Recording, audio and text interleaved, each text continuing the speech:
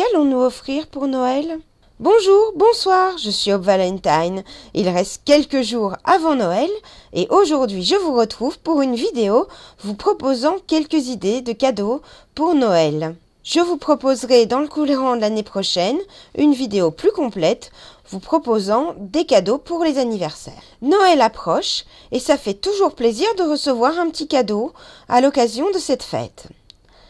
Mais il est parfois difficile de trouver des idées de cadeaux, donc en voici quelques-unes.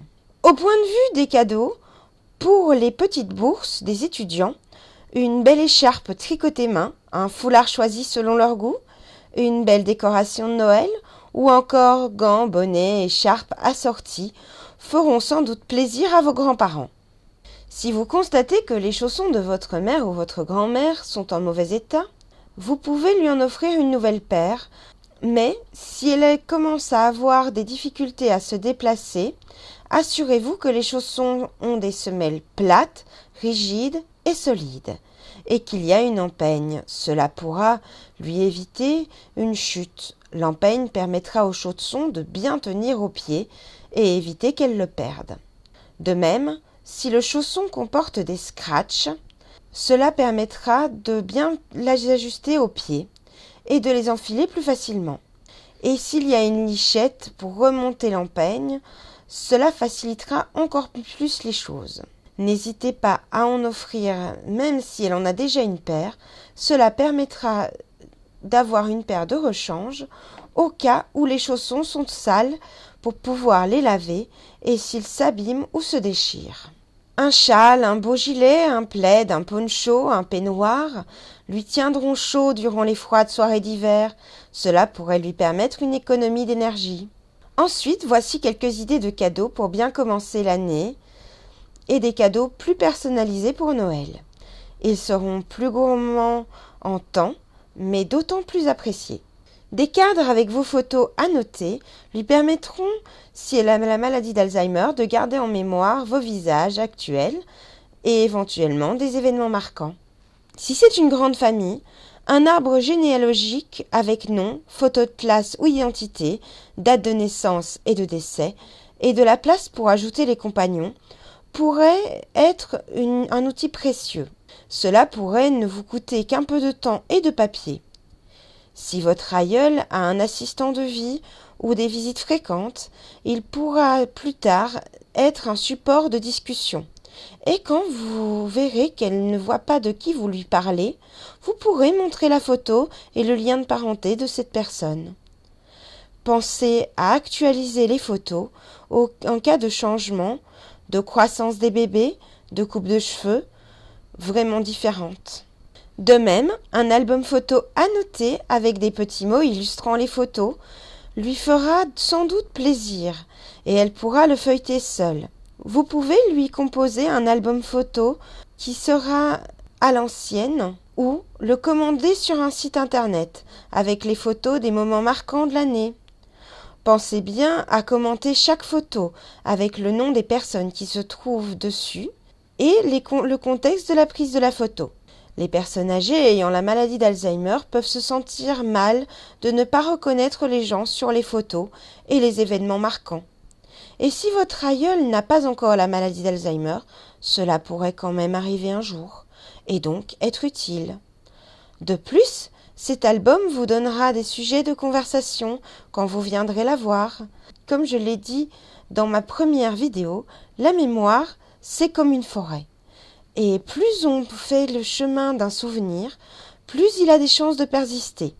Et si elle ne se rappelle plus, cela lui fera probablement chaque fois plaisir de redécouvrir ses photos. Évitez de lui dire « Comment ?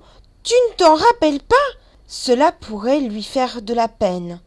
Faites comme si de rien n'était, même si vous devez lui en parler plusieurs fois. Vous pouvez consulter le reste de la famille et rassembler des photos de moments marquants de l'année précédente et préparer un calendrier au format calendrier de chaton, mais avec des photos de famille. Ceux-ci sont de plus en plus accessibles sur Internet. Vous pourrez y préciser les dates des anniversaires. Juliette, 5 ans. Si possible, une photo de Juliette avec écrit Juliette dessus, en essayant de faire concorder les photos avec le mois concerné, en mettant des photos de Noël des autres années pour le mois de décembre, des photos de vacances pour les mois de juillet et août, des photos de vos enfants à la dernière rentrée scolaire pour le mois de septembre. Si votre nièce ou votre cousine s'est mariée en novembre, vous pourrez mettre une photo de son mariage en indiquant à la date un an de mariage. Certains sites proposent de faire facilement ce genre de calendrier. Pensez si possible à indiquer sur chaque photo ce qui se trouve sur la photo et à quelle occasion elle a été prise. Cela sera un cadeau utile toute l'année et qui stimulera les souvenirs vous concernant et lui permettra de ne pas oublier les anniversaires. Par contre, discutez-en en famille pour éviter qu'elle se retrouve avec 5 calendriers photos.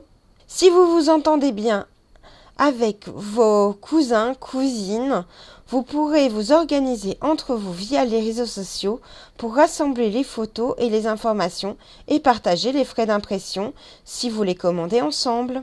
Un réveil horloge indiquant la date peut aussi être un beau cadeau pour bien commencer l'année. Quelques conseils à ce sujet. Veillez à ce que le jour et le mois soient écrits en français et en toutes lettres, mais aussi que l'heure puisse être indiquée au format digital. Enfin, pensez à écrire qui a offert quoi, non pas pour fliquer et savoir qui a fait les plus beaux cadeaux, mais parce que les personnes âgées dont la mémoire est défaillante peuvent être très embêtées de ne pas se rappeler qui leur a offert tel ou tel objet, et peuvent passer des heures à se casser la tête à se demander qui leur a offert ce beau gilet bien chaud et cette jolie paire de chaussons confortables. Et avant d'acheter votre cadeau, pensez à consulter le reste de la famille pour éviter les doublons. Vous pourrez éventuellement créer un groupe WhatsApp avec toute la famille pour une meilleure organisation, où chacun indiquera ce qu'il va offrir et quand il rendra visite à votre proche commun. Et s'il vous plaît, tenez-vous-en sur ce groupe à ce qui concerne la personne concernée. Évitez d'y partager tout et n'importe quoi, des mèmes politiques ou des blagues graveleuses, afin que la conversation reste claire et pour ne pas donner envie aux autres membres de quitter le groupe parce que trop de messages qui n'ont rien à voir avec le sujet. N'oubliez pas de penser à votre grand-tante qui n'a jamais eu d'enfant. Une petite attention lui fera certainement plaisir, ne fût-ce qu'un appel, une carte postale ou une petite visite si vous en avez le temps. Qu'elle ne se sente pas complètement oubliée pour Noël.